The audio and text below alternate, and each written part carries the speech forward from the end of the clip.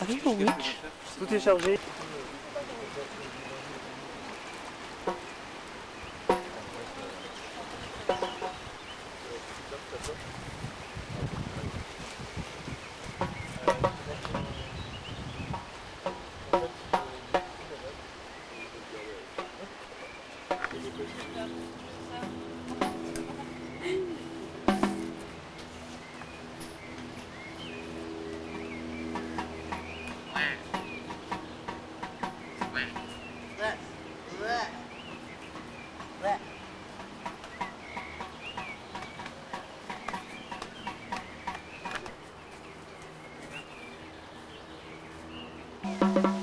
Tu veux une Marianne? Ouais.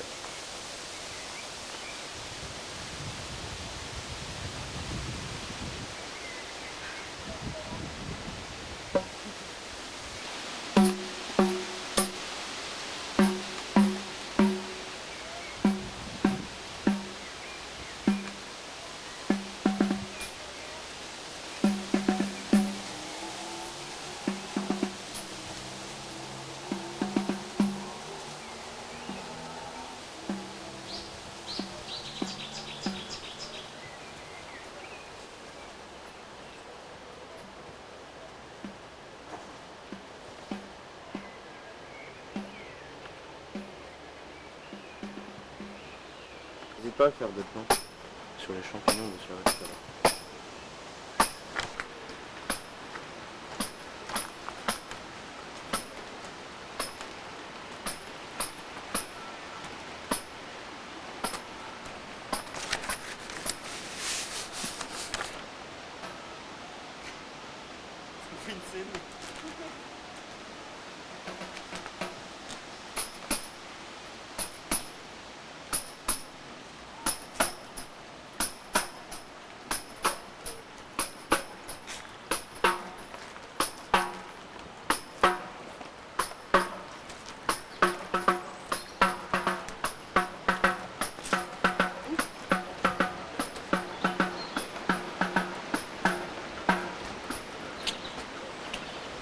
Let's go, filez-moi ça.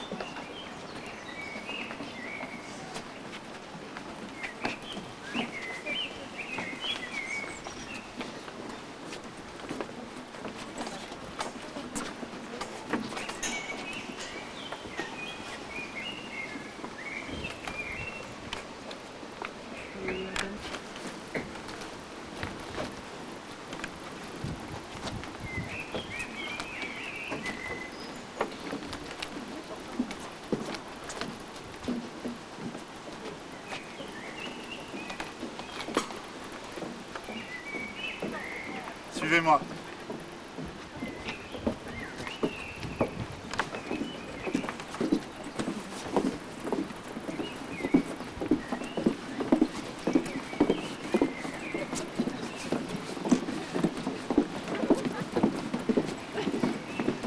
Ah, c'est super. Salut!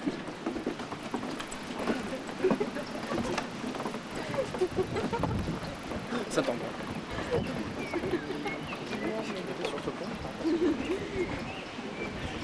Oui, c'est caché partout dans la nature.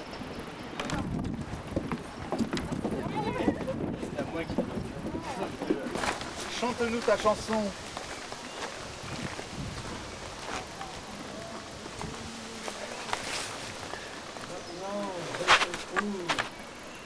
On n'entend rien. Ah oui.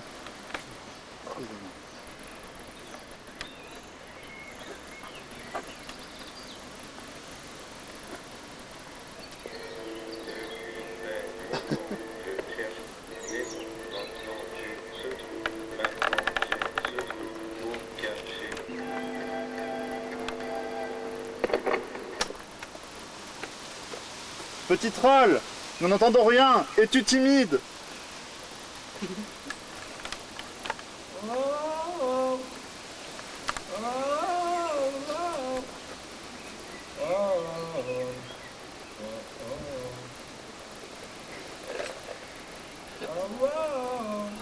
Je crois que nous devons le laisser tranquille.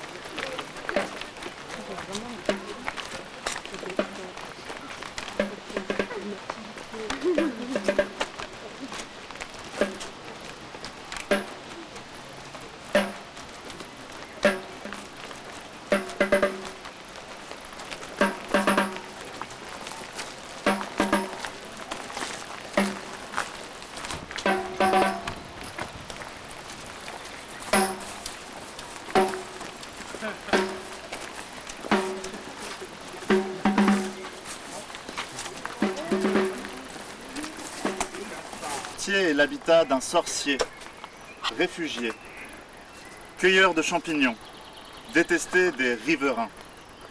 Voici la raison de son isolement.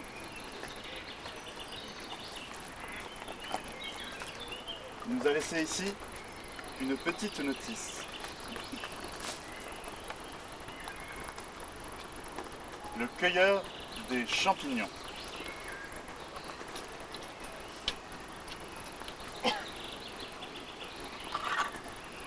Il n'est ni jeune ni vieux, visible que quand il le veut.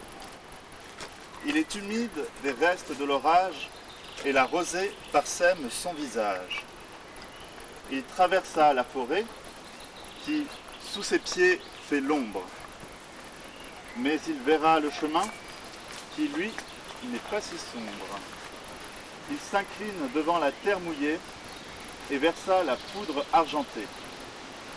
Le soleil brillera, le fleuve coulera, il se reposera sous la feuille en forme d'un chiffon. Au niveau de ses pas, il cueillera les champignons.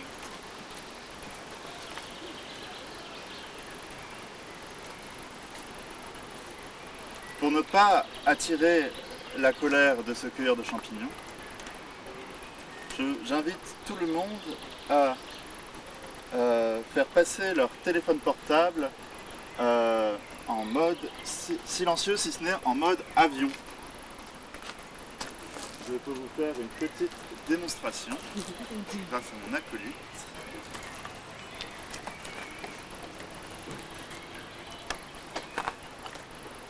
Réglage.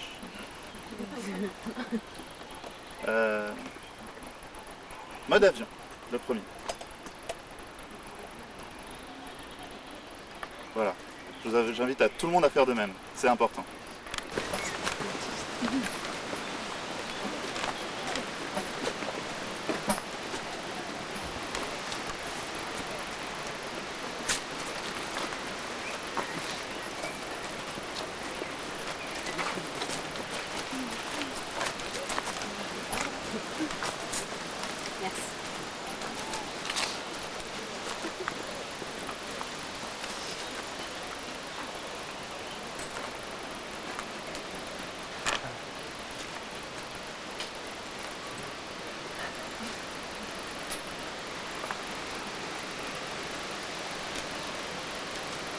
Ici, un absent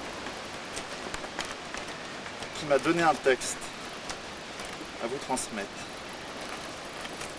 dans ma petite pochette.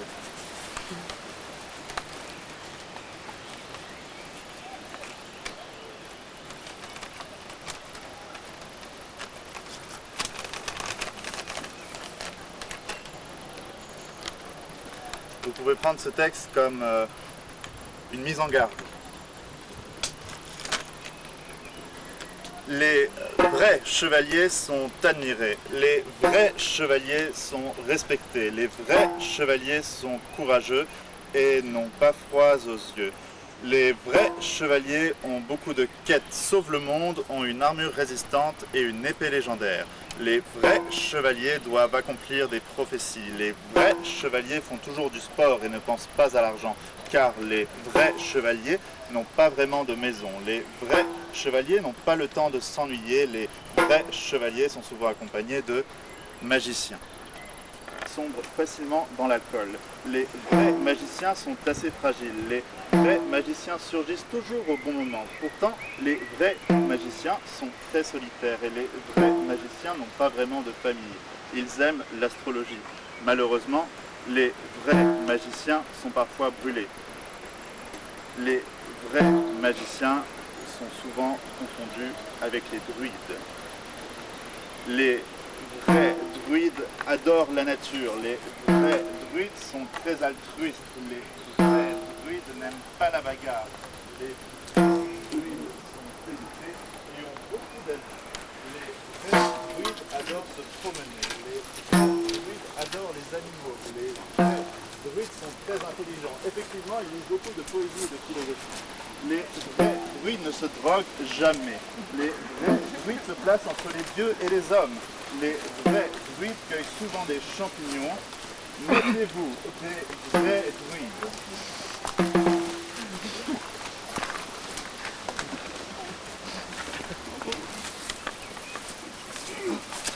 Oui, les champignons. Oh, ils sont dorés.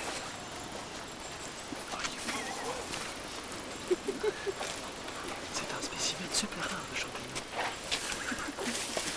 Je vais le manger ce soir. C'est que chaud.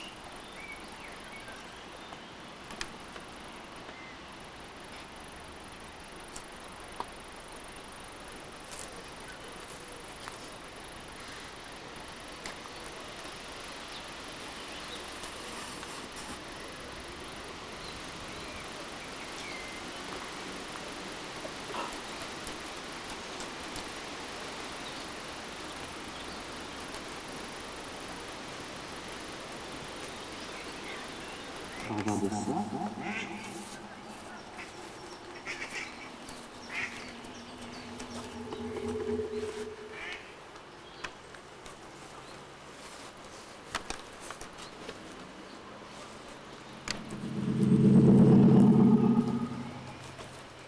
Un, deux. Des torrents d'eau la poussent, rentrent dans sa bouche et dans son estomac. Râpe sa gorge, bouge comme l'eau mélangée à sa transpiration, mélangée à des vagues de froid et des vagues de chaud. Plus d'écume et plus de mousse la pousse dans l'eau. Et au vent. Dans la rivière folle, elle est dans la rivière folle, comme si tout l'air n'était que de l'eau. Elle est gonflée, elle panique. Des torrents d'eau la piquent.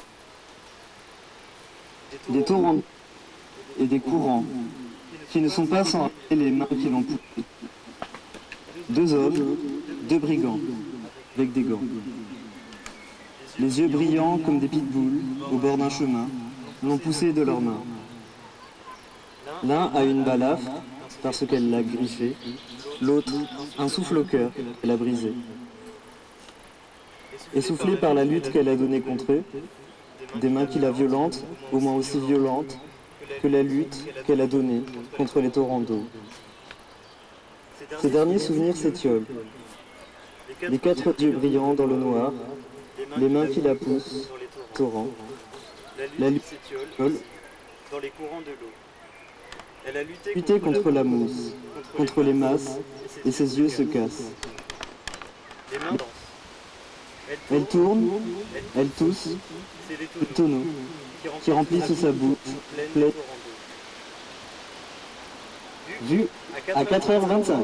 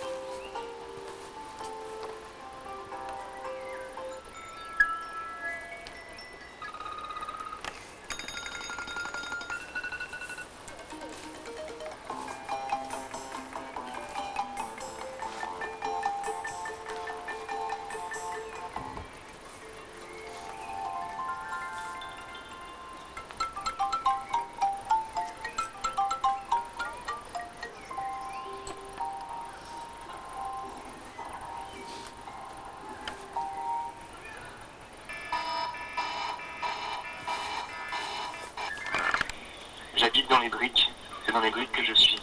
Monseigneur Montelon, ma biche, il m'a entre les briques, dans leurs interstices. J'avais 19 ans, et chaque nuit, avant mon sommeil, sortait de mon nombril un tas de petits êtres à minuit. Quand la lune atteignait son sommet dans le ciel, ils grandissaient. Avec leur chapeau conique, ils me piquaient les pieds. Moi je hurlais en silence, je leur disais d'arrêter, et mon doux, ma biche, ne m'écoutait jamais. Simplement, il se rendormait et me disait de faire de même. Dans ses yeux, je ne voyais pourtant pas une autre. Peut-être étais-je moi-même l'autre. Depuis que je m'étais confié à Monseigneur sur ce sujet, le lutin nocturne ne me piquait plus les pieds, mais il dansait toutes les nuits sur moi, au but de la lune. Un jour, aux alentours de 11h, j'ai fini par être brûlé vive. Brûlé dans une chambre murée. À midi moins le quart, je n'étais déjà plus rien.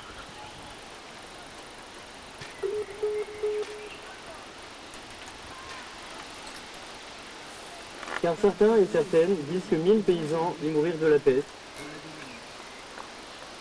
La nuit, on y entend des mélodies en boucle. Des mélopées qui poussent sur les pissenlits un peu tristes. Il faut se... Parce que les fleurs ne chantent pas assez fort. Personne ne vient jamais ici. Pourtant, c'est ici qu'elles se croisent pour la première fois. Des boules de lumière, elles irradient. Elles ont la taille d'un sac à dos, deux petites lunes flots. Deux sphères blanches, comme celles qu'on peut voir le soir, en rentrant sur les chemins. Où est Oui, leur corps chantent les mortes. Elles flottent à 2 pouces du sol. On ne les entend pas. On entend juste les oiseaux du soir qui chantent. Et on entend les mélopées Que des pissenlits. On n'entend pas les sphères, mais sur nos écrans, leurs voix prennent des lettres et elles parlent. L'échange commence. Une première conversation timide, comme amoureuse. Voyez comme l'air de lui, autour de leurs pieds, comment leurs visages scintillent sans qu'on ne les distingue. Elles ont vu le tragique, pensez-vous. Mais non, rien n'est tragique dans leur histoire. Il s'agit de leur vie, avant la mort, pas de drame, jamais le destin, mais seulement la vie. La vie, non pas comme une ligne droite vers une fin, mais comme une vallée qui contient des forêts. Rien n'arrive au hasard. Pourtant, rien n'est programmé. Au pied du château abandonné et lugubre, elle projette les ombres des plantes, parfois d'un animal effrayé, qui ne comprend pas ses lumières, et leurs doigts s'effleurent. Entre les deux phalanges qui s'approchent, un espace fin, une ligne noire, bleu nuit, semblable au fond du ciel qui absorbe les lumières des fantômes. Leurs doigts ne se traversent pas et ne se cognent pas, et ne s'effleurent pas. À travers toutes les dimensions, en alignant tous les plans astraux, et sans jamais faire corps, les deux présences se superposent. Vous voyez bien au loin les herbes folles, un château et deux lumières. Sur les remparts, les ombres géantes des insectes et des fleurs qui chantent. Comment oublier un si grand nombre? Les fleurs chantonnent, leurs racines dans les mortes. Ces 40 000 morts se lamentent dans la peur. Leur damnation éternelle les a conscrites à cette terre qui les dit jadis rire à tour de bras, les jambes les unes sur les autres, parfois sans cœur, et toujours la tête vide. Ils et elles s'empilent sous le sol sans jamais qu'on ne les voie. Par-dessous vous, toutes ces vies, plus solides que les fondations d'un palais, plus mortes et plus stressées encore. Montagneux vallées sous la terre, et la terre elle-même. Les vibrations de vos pas font trembler les plantes qui se nourrissent de leur nutriments, n'arrivant pas à en faire autre chose que des traces. Des centaines de couches sous vous, des roches, des sédiments, des dinosaures, d'autres plantes et d'autres morts. Pourtant, quand la pluie tombe à torrent, c'est dans ces 40 000 morts que vos pieds s'enfoncent. Entre les touffes de paille enchevêtrées et les coccinelles sèches. Des centaines de brins d'herbe brûlés qui luisent, aucun cri dans la nuit, des loups et des gouses qui s'envolent. Le chant est maintenant. On n'entend plus rien. Peu à peu, on entend l'eau, très loin. L'eau est en arrière-plan. Ces flots sont si ténus qu'ils semblent souterrains. Qui vous permet d'outrepasser mon fief?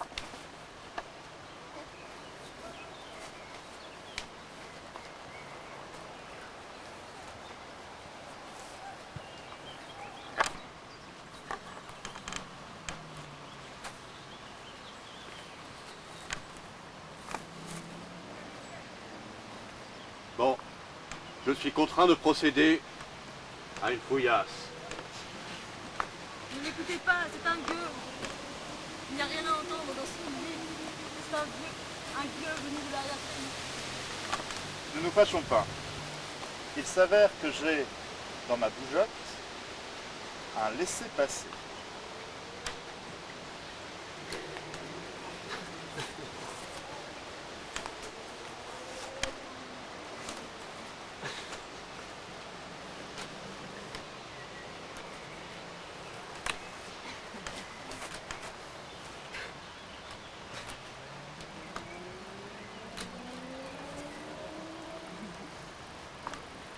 Merci, messire.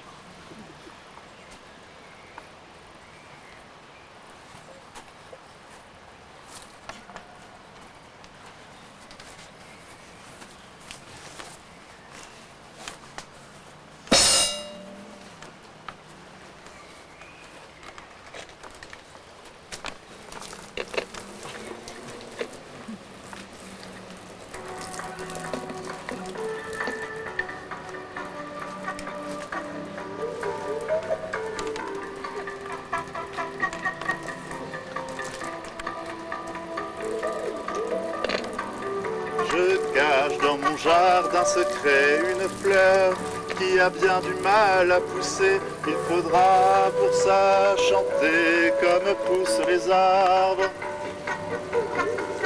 Chanter comme poussent les arbres.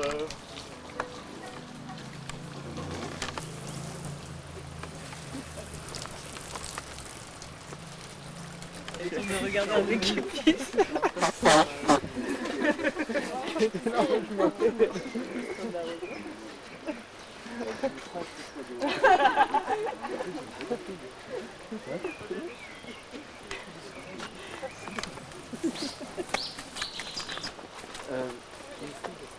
Passé, j'ai fait tomber quelque chose.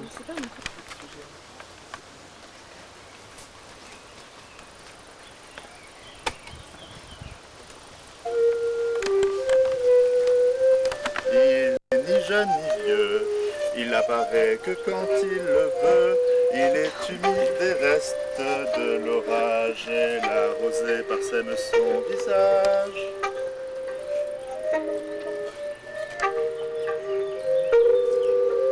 Il traversa la forêt qui sous ses pieds fait l'ombre, mais il verra le chemin qui lui en retour n'est pas si sombre. Il s'incline devant la terre mouillée et versa la poudre argentée. Le soleil le coulera. Il se reposera sous la feuille en forme d'un chiffon et il cueillera les champignons.